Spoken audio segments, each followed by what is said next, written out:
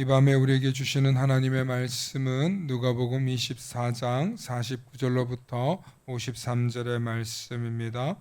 누가복음 24장 49절로부터 53절의 말씀, 우리 한 목소리로 함께 합독하십니다.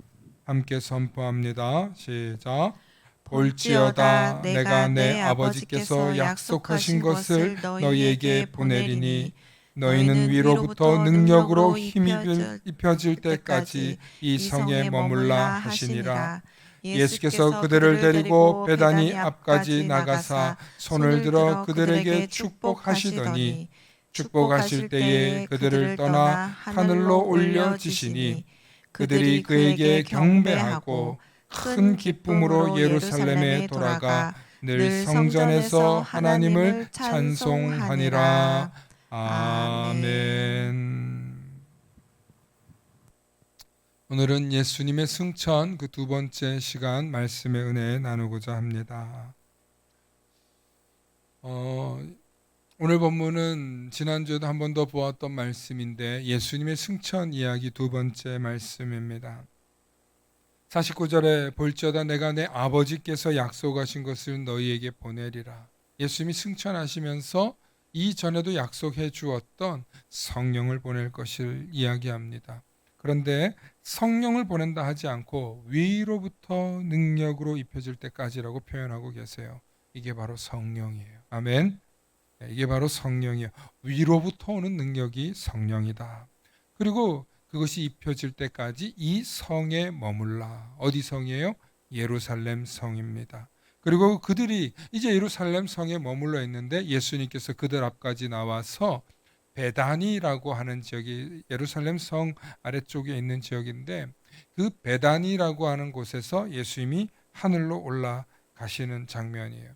그래서 베다니는 병자들을 고친 그런 장소이기도 합니다.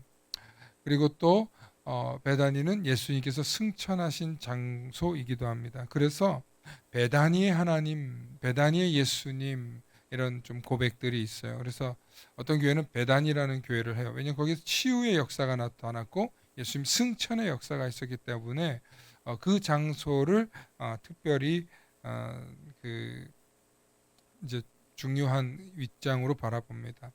이스라엘에 가서 그 승천교회라는 곳이 있어요. 승천교회. 예수님 승천하신 장면이 바로 이게 베단이고 그 뒷산으로 올라가면 감람나무가 있는 거예요. 예수님이 겟세마네 감람나무 아시죠? 그 올리브 나무를 얘기하는데 그 뒤로 가는데 그 언덕이 되게 조금 가팔라요. 그럼 뭐 대단히 높진 않고 여기로 따지면 우리 뒷산 정도 되는 곳인데 그 앞에서 예수님이 승천하세요. 그곳에서 예수님께서 많은 사람들을 고치셨는데 또 그 앞쪽은 어디냐면은 아골골짜기라고 하는 또 그 골짜기가 있어요. 거기서 또 많은 사람들이 죽음의 장소기도 하거든요. 예루살렘 앞쪽에. 그러니까 이 예루살렘이 되게 큰 도시가 아니에요. 되게 작아요. 진짜 어떻게 보면 검단 오리동보다도 작아요. 되게 작은 지역이에요. 예루살렘이라는 곳이. 거기서 온갖 이야기들이 다 일어나거든요. 근데 그곳에서 예수님 승천하신 걸 봐요. 그런데 직접 가서 보면요. 만약에 예수님께서 거기서 승천하셨잖아요. 그러면 예루살렘 성 그 직후에서 바라보면 예수님이 보여요.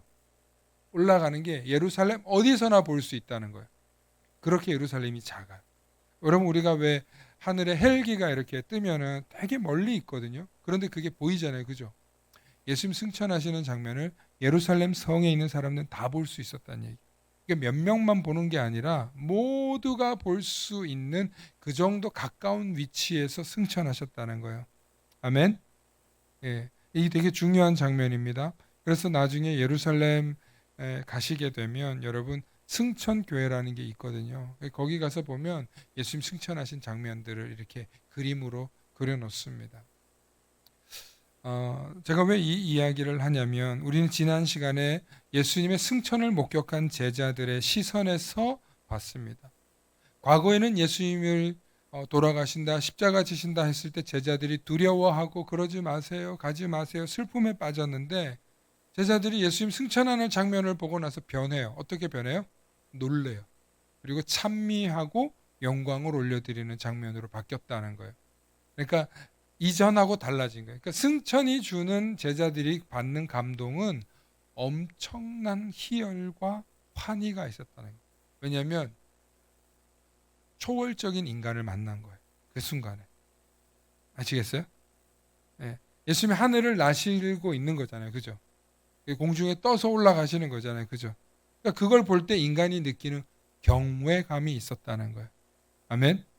중요한 건 그 경외감을 보고 하늘로 올려지셨다는 것은 이 제자들에게는 말로 다 할 수 없는 경외감인데 그 경외감에 대해서 오늘 좀 더 말씀을 좀 드리려고 해요. 그래서 하늘로 올라가셨다. 승천, 하늘로 올라가셨다. 그러면 이 하늘의 개념이 되게 중요해요. 하늘의 개념과 그리스도의 통치라는 제목으로 첫 번째 얘기하는데 고대인들에게 하늘이라는 건 어떤 곳이냐면 먼저 그 원어로 좀 설명을 드릴게요. 우리 PPT로 준비된 걸 한 장 먼저 보여주세요. 히브리어로는 샴마임인데 어떤 하늘을 얘기하면 하늘이 세 종류가 있는 거예요. 하늘이 몇 종류? 세 종류. 중간에 보면은 사전적 의미로는 복합적이고 다층적인 개념으로 하늘을 설명하고 있는데 첫 번째는 하늘이에요. 창공, 새들이 날고 뭐 비행기도 날고 그러는 그 공중을 하늘을 의미해요. 그리고 둘째 하늘은 우주를 말해요. 하늘에 별들을 새겨 놓으셨다 말. 예루살렘아 별들을 세시고 막 이런 표현 쓰잖아요. 우리가 찬양에서. 하늘에 별들이 있는 그건 뭐야? 우주적 하늘의 개념을 말하는 거예요. 우주적 하늘의 개념. 그리고 세 번째가 뭐냐면 천국을 의미해요. 하나님이 통치하시고 하나님이 거하시고 하나님이 다스리시는 영적인 세계. 그 세계는 온 하늘을 의미해요. 지금 바로 여기도 하늘이 될 수 있는 거고 여기도 공중이 될 수 있는 거예요. 우리 눈높이에는 이게 별로 안 높지만 개미나 아주 작은 벌레의 눈높이는 이게 높아요, 안 높아요? 높죠, 그죠? 그러니까 어떤 관점으로 보느냐에 따라서 달라요. 그런데 히브리어로는 복수형일 뿐만 아니라 이중적, 삼중적 의미의 하늘을 의미하고 있고 샤마임이라는 의미를 가지고 있고 헬라어로는 우라노스라고 하는 의미를 가지고 있어요. 우라노스는 헬라 사람들이 쓰는 하늘의 표현이에요.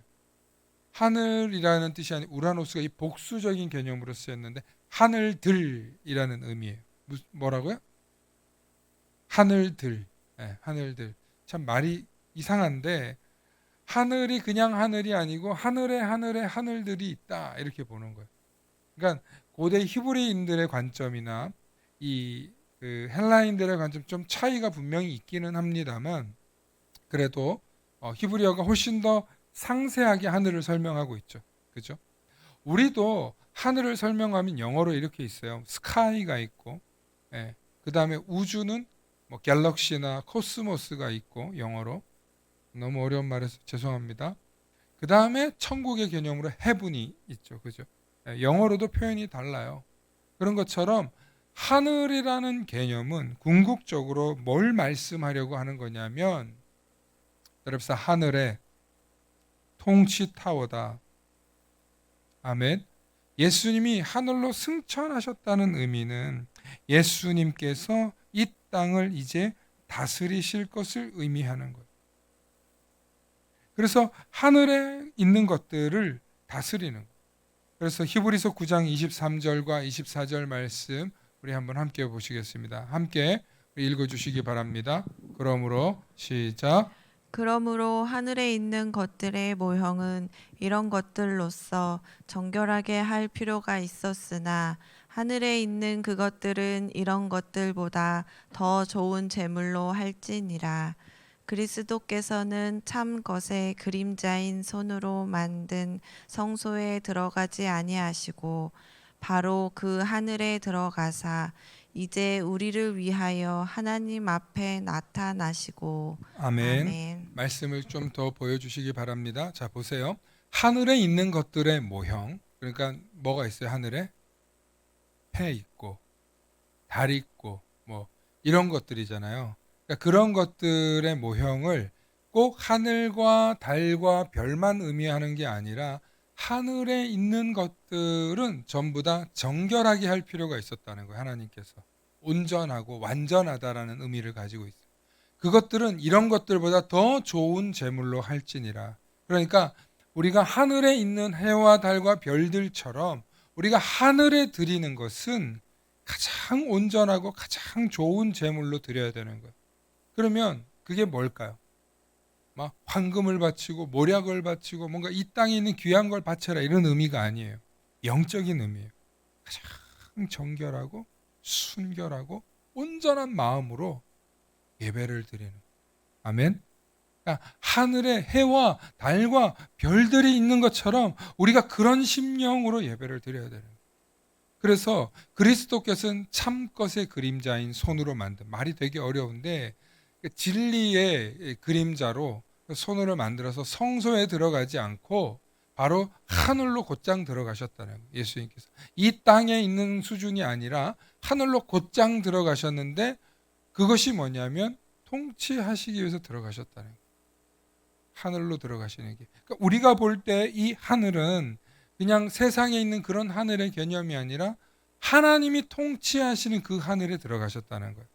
그래서 히브리서가 말하고 있는 이 고백에는 어떤 의미가 담겨 있냐면, 예수 그리스도가 우리를 다스리고 통치하시기 위해서 하늘로 올라가셨다. 그분을 우리가 섬기고 그분을 따르는 거다. 그러니 우리는 이런 믿음을 가지고 예배를 드려야 된다. 이런 의미를 가지고 히브리서는 우리에게 말하고 있습니다. 예수님께서는 단순히 하늘의 개념이 아니라 그냥 우주적 통치 더 넘어서서 천국의 통치를 초월해서 우리가 알고 있는 하늘이나 우주나 하나님이 통치하시는 그 세계, 하나님의 왕국, 하나님의 나라를 다스리시는 분이다. 그것을 말하는 거예요. 그래서 예수님이 너무 사실은 갭이 많이 떨어져서 여러분들이 이제 받아들이기가 좀 어려운데, 그분이 하나님이시며 그분이 원래 본래의 하나님이시다라는 것을 표현하고 있는 장면들인 거예요. 이 표현들이. 그러니까 우리가 이제까지 알고 있었던 인간적 예수가 아니라 전적인 하나님이셨다. 전적인 하나님이셨다. 그분이 본래의 것으로 가셨다. 그런 의미를 담고 있습니다. 그런데 이렇게만 이야기하면 우리가 잘 못 알아들어요. 왜 못 알아들었냐면 이 표현이 너무 어려워요. 그래서 제가 이제 좀 더 자세하게 설명 좀 드릴게요. 그래서 승천에 관한 다른 종교들의 이야기를 제가 좀 설명하려고 해요. 승천에 관해서 승천에 관한 얘기가 전혀 없는 종교가 있는데 그게 바로 불교예요. 불교. 그림을 좀 준비했는데 석가모니가 불교를 창시했죠. 그죠? 불교. 석가모니는 고타마 시타르타라고 하는 인도의 한 왕으로서 그는 그냥 80세에 사망합니다. 어떻게 했다고요? 사망해요. 실제로 어떤 중생이 준 음식을 먹고 탈이 나서 돌아가셨다. 그런데 저렇게 그 나무로 보면은 이제 뭡니까? 뭐 저게 보리수 나무인가? 뭐 그래서 이제 거기서 열반에 들어갔다. 그리고 이제 돌아가셨다. 돌아가셔도 저렇게 가부좌 틀고 돌아가셨다는 거예요. 자기들은 그렇게 얘기해요. 근데 한 80세쯤 수많은 제자들을 남기고 그렇게 돌아가셨다는 게 불교가 가지고 있는 거. 그러니까 저 상태로 죽음을 바라봅니다. 이게 이제 언제적 얘기냐면 예수님 오시기 한 600년 전. 예수님 오시기 한 600년 전 얘기예요. 자, 이제 여러분들 볼 때 오른쪽에 있는 마호멧은 누굽니까? 이슬람 창시자예요. 이슬람교. 혹은 무슬림이라고 하는 저분은 또 언제 분이냐면 저분은 AD 610년경이에요. 그러니까 예수님 이후에 610년인 거예요. 예수님 이후에. 그러니까 석가모니하고 저기 한 1200년 차이나요. 근데 마호멧은 언제 죽냐면 한 63세의 나이로 궁전에서 죽습니다. 63세의 나이에 궁전에서 죽습니다. 근데 그가 이 미라지라고 해서 선지자인 저 마호멧 무하메드가 신비로운 승천 체험을 했다는 얘기를 해요. 승천 체험을 했다고 얘기해요. 실제로 그렇게 코란에는 있습니다. 그리고 7개의 하늘을 다니다가 알라를 만났대요. 걔네가 얘기하는 알라가 야훼 하나님이요. 중요한 건 그렇게 7개의 하늘을 이렇게 돌다가 다시 지상으로 내려와. 그러니까 7개의 하늘을 돌았으니까 얼마나 많은 지식과 지혜가 있겠어요. 그죠? 그래서 내려와서 지상에서 사역을 해. 그래서 사역을 해가지고 왕국을 건설하고 그 왕국이 세계를 통일할 것을 예언하고 그리고 63세에 돌아가십니다. 승천이 아니에요. 이 땅에서 죽어요. 석가도 이 땅에서 죽었고 마호멧도 이 땅에서 63세에 죽습니다. 예수님 610년 이후인데. 자, 그러면 우리 동양에는 누가 있어요?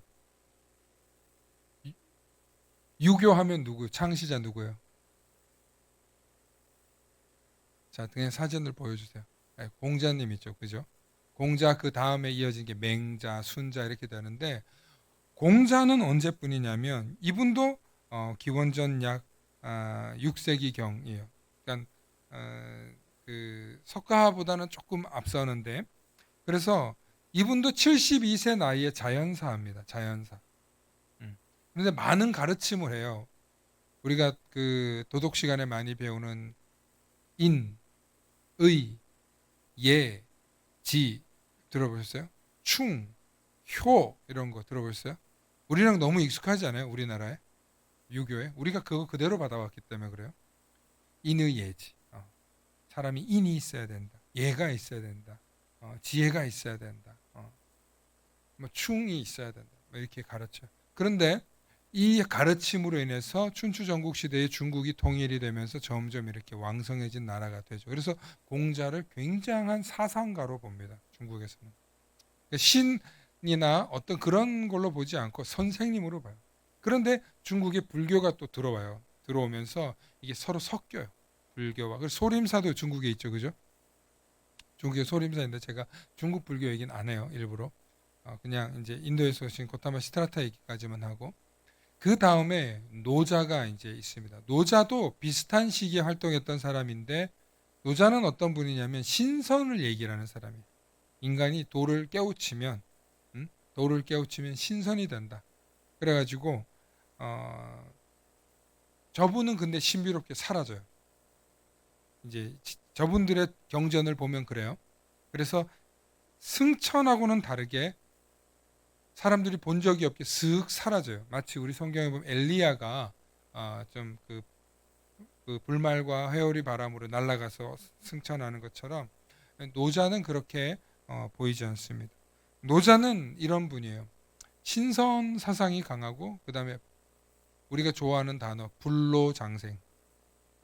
그러니까 우리나라가 이 도교인 노자, 그 다음에 유교인 공자, 그 다음에 불교인 석가의 사상이 우리나라에 다 들어와 있어요. 그죠? 다 들어와 있어요. 이게 다 들어와 있다가 우리나라를 어느 정도 이렇게 유불선이 우리나라에 들어와 있어요. 이게 전부 다 우리나라 건데 우리나라에서 우리나라화 되었는데 그런데 기독교가 들어와서 전혀 다른 이야기는 뭐냐면 하나 빠뜨린 게 있어요. 그리스에도 신화가 있잖아요. 그리스 로마 신화. 여러분 제우스 들어봤어요? 제우스, 아테네 뭐 이런 거. 네? 못 들어봤어요? 오늘 목사님 너무 어려운 얘기한다 그죠? 아무튼 그리스 로마 신화 있어요. 막 헤라클레스 나오고 막. 그러니까 이렇게 신의 아들이 나타나가지고 인류를 구해주는 그런 얘기예요. 그리스 로마 신화가. 그런데 그들도 뭐 승천했다거나 뭐 하늘을 나르는 얘기 나오긴 하지만 승천했다거나 그런 이야기는 하지 않습니다. 이런 이야기들을 비교했을 때 우리 예수님의 승천의 의미는 굉장히 독특해요. 믿거나 말거나 여러분들이 다 믿겠지만 믿거나 말거나는 얘기로 하는 게 아니에요. 예수님의 승천은요 3가지 의미가 있어요. 첫 번째는 역사적으로 사실을 말하는 거예요. 아까 장소도 분명하죠. 베단이라고. 여러분 이스라엘 가봤어요 안 가봤어요? 가본 분 있고 안 가본 사람 있잖아요. 그런데 이스라엘에 가본 사람은 베다니가 어딘지 알아요? 그리고 거기서 승천했다는 그 교회가 있어요. 승천은 역사적인 의미를 가지고 있어요. 두 번째는 육체적인 이야기. 이게 무슨 얘기냐면 사람의 몸을 입고 오신 분이 공중에 부양해서 뜨셔. 허경영처럼 뻥으로 일어나는 게 아니라 날르는 게 아니라 정말 예수 그리스도는 인간의 몸을 입고 오셨는데 역사적으로 존재하셨고 역사적인 사건이었고 그분이 육체를 입고 그런데 승천하셨다는 거예요. 영으로 승천했다는 거 얘기되어 있지 않아요. 이 굉장히 중요한 얘기예요. 인간의 몸을 입고 인간으로서 승천하셨다는 거예요. 인간으로서. 그런데 어떤 인간이요? 나쁜 인간이에요? 어떤 인간이에요? 얼마 전에 십자가에 달려 못 박혀 죽으셨다가 부활하신 인간. 그러니까 인류가 소망하고 꿈꾸고 바라는 모든 인간의 이야기가 다 담겨 있어요. 예수님의 이야기. 부활하셨습니다. 승천하셨습니다. 본래의 통치의 나라로 가셨어요. 이것이 예수님의 승천이 가지고 있는 굉장히 중요한 의미예요. 역사적이고 육체적이고. 두 번째 예수님의 승천은 아까 말씀드린 대로 통치를 위해서 가셨다는 거예요. 통치를 위해서. 어떤 통치냐? 하나님의 전지전능한 만유의 주로서 통치하시는 거예요. 어떻게? 말씀으로. 하나님의 사랑으로, 공의로. 우리가 이해할 수 없지만 하나님의 사랑과 하나님의 공의로 우리를 다스리시기 위해서 예수님이 그 나라로 가신 거예요. 그것이 여러분 성경에 적혀 있어요. 내가 왜 가는지. 세 번째로 본래의 자리로 돌아가시는 그리스도. 본래의 자리로. 원래는 하나님이셨던 분이 아들의 몸을 입고 오셔서 우리의 구원을 완성하시고 그리고 인간의 몸을 가진 채로 본래의 영광의 자리로 돌아가시는데 돌아가셔서 하신다는 게 뭐냐면 내가 너희가 거할 곳을 마련하러 간다는 거예요. 쉽게 말하면 아빠가 먼저 미국 가서 호텔 준비해 놓고 있을게. 너 다음 비행기 타고 와. 이런 얘기. 이해되셨어요? 예수님 먼저 가셔서 우리가 가야 할 자리를 준비해 주신다는 거예요. 이따가 좀 이따 더 자세히 설명하겠습니다. 다른 종교나 신화나 이런 이야기하고는 구분이 너무나 다르게 너무나 우리가 인간적으로 실생활에 필요한 이야기를 하고 계시고 우리의 구원과 맞닿아 있는 이야기를 하고 있는 것. 인간이 가장 소망하는 것, 인간이 가장 바라는 것, 그리고 인간이 가장 이룰 수 없는 것을 그분이 이루시고 우리에게 승천이라는 것으로 보여주셨다는 것입니다. 이로써 인류는 상상도 할 수 없었던 일을 상상하게 됩니다. 할렐루야. 여러분 우리가 본 적은 없어도 들으면 상상합니까? 안 합니까? 하잖아요. 예수님께서 승천하셨어요. 예수님께서 하나님 나라의 통치자의 나라로 가셨어요. 그럼 우리는 상상하는 거예요. 나도 승천하면 안 돼? 나도 하늘나라 가면 안 돼? 아니 진짜로 여러분 우리가 정말 순교한다면 그렇게 부활의 몸을 입고 나서 그렇게 승천하는 일도 불가능할까요? 정말 하나님이 하게 하신다면 할 수 있는 일 아닐까요? 우리에게. 물론 그분의 특수성 때문에 예수 그리스도의 특수성 때문에 그렇게 하시죠. 그런데 예수님의 제자들이 그걸 꿈꿨다는 거예요. 아멘. 예수님의 제자들이 그 순교를 통해서 부활을 꿈꿨고 그리고 승천을 꿈꿨어요. 그런데 성경이 그 이야기를 다 기록해 놓지는 않고 있어요. 그런데요. 초대교회 때는요. 그것을 보았다. 들었다. 예수님만 만난 게 아니라 다른 제자들도 봤다. 막 이런 좀 목격담 얘기가 있어요. 사실은 실제로. 그러니까 이게 좀 혼란이 오는 거예요. 왜 그들이 왔지? 뭐 이걸 설명하기 곤란한 게 많아요. 그래서 어떻게 했냐면 초대교회 때 다 없애버렸어. 그런 이야기들을 다 없애버렸다고. 그게 이제 외경이나 위경이나 이런 데 나와요. 그러니까 제가 맞다 안 맞다 같은 게 설명하려는 게 아니라 왜 그런 이야기를 없앴을까? 이단이나 사이비 등장을 방지하기 위해서 교회가 좋은 얘기지만 은혜로운 얘기지만 많이 없앴어요. 소위 말하면 좀 가지치기를 했어요. 지금은 우리가 이 구속에 대한 신학과 이해가 있으니까 또 승천에 대한 신학과 이해가 있으니까 예수님의 제자들이 사도들이 나타나서 활동했다 그러면 그럴 수도 있겠다. 동의가 될 수 있겠죠. 그죠? 왜냐하면 예수님 시대 때도 엘리야를 봤다, 모세를 봤다는 사람도 있었어요, 없었어요? 있었잖아요. 그죠? 그러니까 인간이 체험했던 어떤 누군가를 본 게 나는 엘리야로 보였다는 거야. 나는 베드로로 보였다는 거야. 할 수 있어요, 없어요? 있을 수 있는 일이잖아요. 그죠? 죽은 영감도 보는데 보기 싫은 얘기를 해가지고 반응이 그러니까 우리가 상상하지 못했던 일들이 일어나는 게 아니라 이 일들이 일어났기 때문에 인간이 상상하게 된 거예요. 아, 그럴 수 있겠구나. 예수님의 제자들이 그런 상상을 했어요. 그런 기대를 했어요. 그래서 그들이 죽기까지 순교할 수 있었던 거예요. 왜? 예수님이 하셨으니까. 너희가 지금은 못하지만 너희가 나중에는 한다라고 예수님 가르쳐 주셨거든요. 사랑하는 성도 여러분, 우리가 성경을 보면서 저거 성경에 있는 글씨야, 글이야 이렇게 보면은 그게 우리 삶에 안 이루어져요. 그런데 저런 일도 일어나겠구나. 나한테 저런 일이 일어났으면 좋겠다. 사모하시기 바랍니다. 여러분, 그렇게 사모할 때 우리에게 기적과 같은 일도 일어나는 거예요. 그래서 승천이 우리에게 주는 신학적인 의미가 있어요.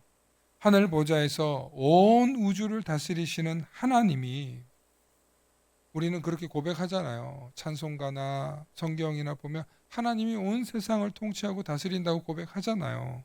그런데 그게 우리랑 무슨 상관이 있냐고요. 저와 여러분들과 무슨 상관이 있냐고요. 그게 상관이 있어야 은혜를 받죠. 상관이 없으면 은혜를 못 받고. 어떤 상관이 있냐면 구속사적인 관점에서 보면, 그러니까 우리를 구원하시는 구속사적인 관점에서 보면 예수님이 선구자가 되어주신 거예요. 선구자.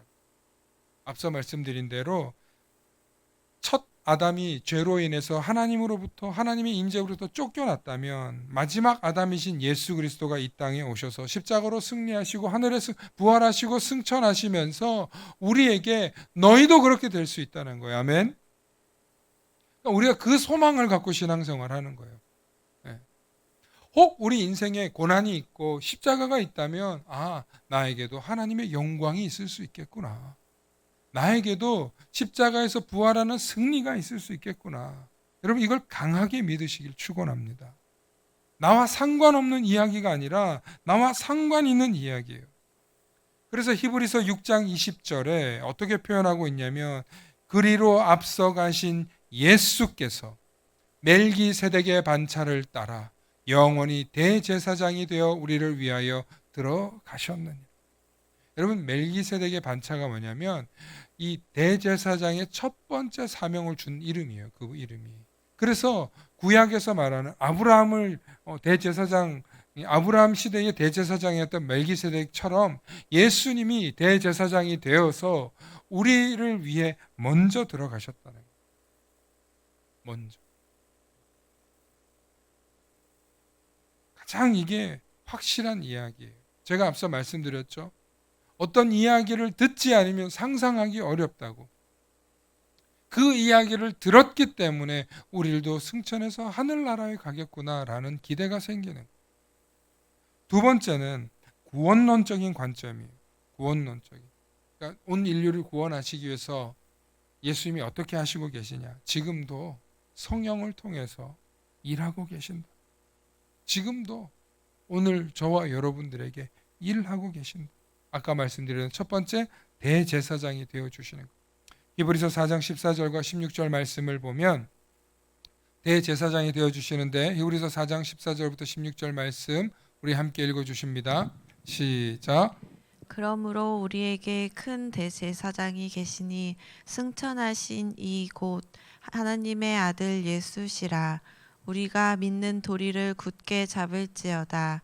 우리에게 있는 대제사장은 우리의 연약함을 동정하지 못하실 이가 아니요 모든 일에 우리와 같이 시험을 받으신 이로되 죄는 없으시니라. 그러므로 우리는 긍휼하심을 받고 때를 따라 돕는 은혜를 얻기 위하여 은혜의 보좌 앞에 담대히 나아갈 것이니라. 아멘. 아멘. 여러분 이게 얼마나 좋은 말씀이냐면 말씀 좀 더 보여주세요. 저 안 보여줘도 돼요. 우리에게 되게 큰 대제사장이 계시니 누구예요? 예수시라.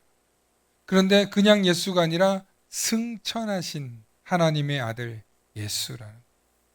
우리가 믿는 도리를 굳게 잡을지어다. 우리에게 있는 대제사장은 우리의 연약함을 동정하시는 분이다. 못할 뿐이 아니라는 거예요. 우리의 연약함을 동정하시니 모든 일에 우리와 똑같이 시험도 받으셨는데 근데 그는 죄가 없으시고 그러므로 우리는 긍휼함을 받고 우리를 긍휼하게 여겨주시는 때를 따라 돕는 은혜를 얻기 위하여 따라합시다. 때를 따라 돕는 은혜를 얻기 위하여 은혜의 보좌 앞에 담대히 나아갈 것이니라.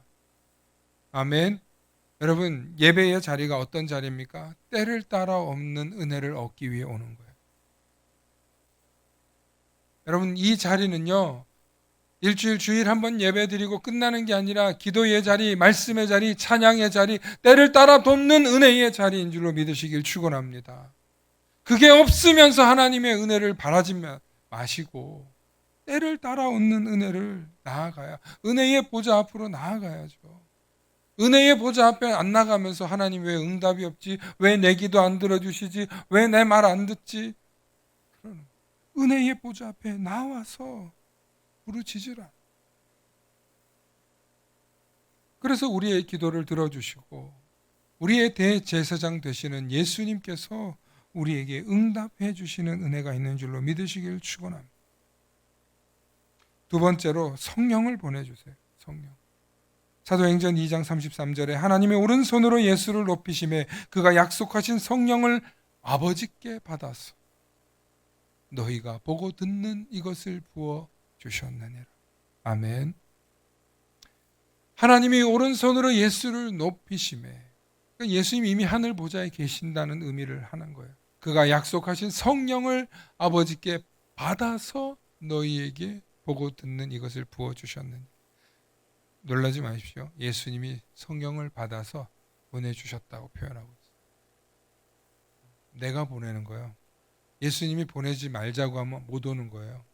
그러니까 예수님이 보내고 싶으셨던 거예요. 예수님이 우리에게 보내주시는 거예요. 아무나 보내줘요? 누구나 보내줘요? 아니에요. 때를 따라 얻고자 하는 은혜의 보좌 앞에 나가는 자들에게 부어주시는 줄을 믿으시길 바랍니다. 여러분 성령 아무나 받으면 세상에 다 받았지. 성령 아무나 받습니다. 성령을 보내주시는 거예요. 마지막으로 세 번째, 우리의 처소를 예비해 주십니다. 아까 말씀드린 대로 에베소서 요한복음 14장 22절로부터 3절 말씀 우리 함께 읽어보십니다. 내 아버지 집에 시작.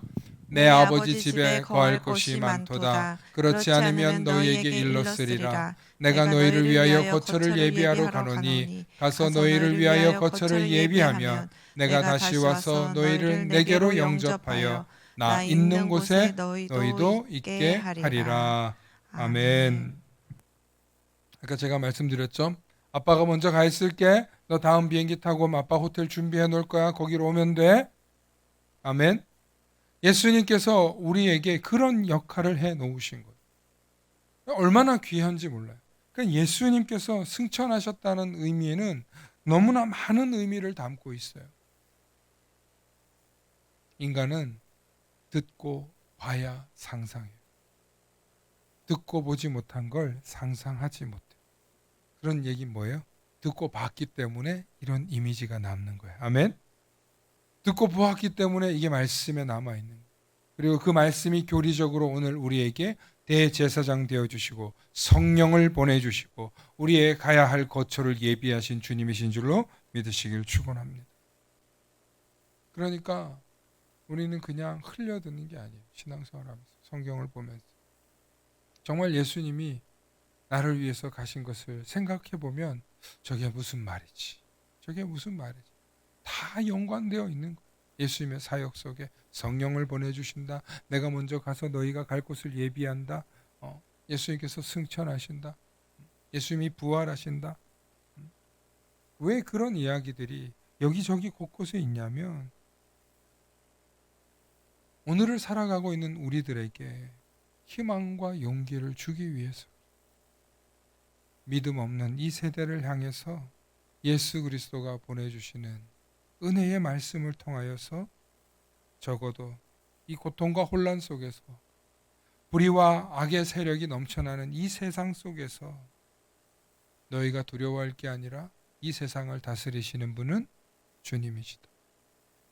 이 세상을 통치하시는 분이 하나님이시다. 그러니 두려워 말고 그분의 주권과 그분의 통치 아래에서 너희가 순종하고 기대하고 소망하고 부르짖으면 반드시 산다는 것. 그냥 살기만 하는 게 아니라 영원히 사는 것. 이제 말씀을 마칩니다. 예수님의 승천은 그냥 단순히 2000년 전에 아득한 이야기가 아니라 수천 년 동안 흘러내려오면서 수많은 사람들에게 희망과 용기와 기쁨을 주었고, 특별히 예수님의 승천 이야기는 많은 제자들이 예수님을 경배하고 기뻐할 만한 놀라운 사건이었고, 그 사건은 결국에는 우리를 구원하신 하나님의 예비하신 모든 이야기가 담겨있는 상징적인 사건이었다는 거예요. 그래서 그냥 예수님이 하늘을 날랐나 봐, 공중에서 사라졌대, 그걸로 끝나는 얘기가 아니라는 거예요. 그러므로 오늘 정말 우리가 이 말씀을 붙들고 정말 주님을 사모하고 주님이 하나님의 아들이실 뿐만 아니라 본래의 자리로 돌아가신 하나님이라는 사실을 잊지 말고 우리의 남은 삶이 예수님 오늘 말씀하셨잖아요. 성전에 남아서 찬송하니. 여러분, 우리가 남아서 그분이 오시는 그날까지 찬송을 부르며 또 그분이 우리를 부르시는 그날까지 영광을 올려드리는 저와 여러분 되셔서 복된 인생 되시길 축원합니다. 함께 기도하십니다. 사랑의 아버지 하나님, 참으로 감사합니다. 온 우주의 왕으로 하늘 보좌에 앉으신 우리 주님, 오늘 말씀을 통해 주님의 승천이 단순한 이별이나 사라짐이 아니라 우리를 위한 영광스러운 통치의 시작임을 깨닫게 하시니 감사합니다. 이제까지 이 땅의 문제에만 얽혀서 지치고 상하고 눈물 흘리고 우리의 모든 시선이 세상의 땅에 향했다면 이제는 우리를 다스리시는 하늘을 향해 바라보며 지금도 우리를 위하여 일하시는 하늘의 하나님을 바라보며 우리의 대제사장 되시는 주님께 나의 기도를 간구하는 우리들이 되게 하여 주시옵소서. 그래 우리를 대신하여 중보하고 우리를 도우시고 우리가 연약하여 넘어질 때마다 우리에게 성령의 능력을 부어주시는 우리 주님을 바라보며 승리하게 하여 주시옵소서. 이제 하늘로부터 오실 그 주님을 기대하고 소망하며 이 땅에서 담대하게 하나님의 백성으로 살아가기를 다짐하고 결단하는 우리 모두에게 다시 한번 믿음을 강력하게 부어주시고 주님의 통치와 주권 아래 있는 우리 모두가 되게 하여 주시옵소서. 감사드리며 우리 주 예수님 이름 받들어 간절히 기도 올리옵나이다. 아멘. 당신이 주신 그 사랑 안에 모든 삶이 새로워지네. 당신이 그 사랑으로 내 모든 말과 행동이 달라졌는 당신이 주신 능력으로 당신이 주신 그 사랑으로 내 모든 염려 근심 사라졌네. 불안하고 두려웠던 지난날 슬픔은 계속될 것만 같았죠. 당신이 오셔서 날 안아주셨죠. I love you Lord with all my heart and